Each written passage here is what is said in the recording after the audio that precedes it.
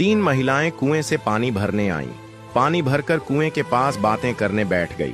पहली महिला बोली, मेरी बहू इतनी सुंदर है कि उसकी खूबसूरती के चर्चे तो आसपास के गांवों तक फैले हैं। दूसरी महिला बोली, मेरी बहू तो सुंदर होने के साथ साथ एक बड़ी कंपनी में अफसर भी है, लोग दूर दूर से मिलने आते हैं उससे। तीसरी महिला बोली, अब मैं क्या कहूँ, मेरी बहू ना तो बहुत सुंदर है और ना ही किसी बड़ी कंपनी में अफसर है, वो तो बहुत साधारण है। ऐसा बोलकर तीनों महिलाएं अपने अपने मटके उठाकर घर की ओर चल पड़ी।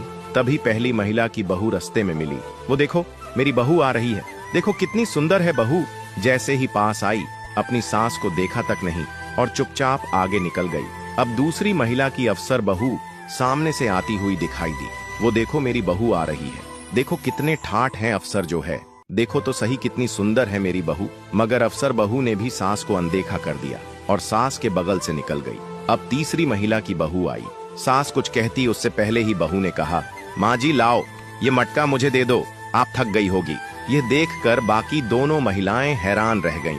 तभी एक बूढ़ी महिला ने कहा, देखो इसे कहते हैं खरा सोना, क्योंकि असली खूबसूरती न शक्ल में होती है न औदे में, बल्कि संस्कारों में होती है। बात से सहमत है तो यस जरूर लिखे।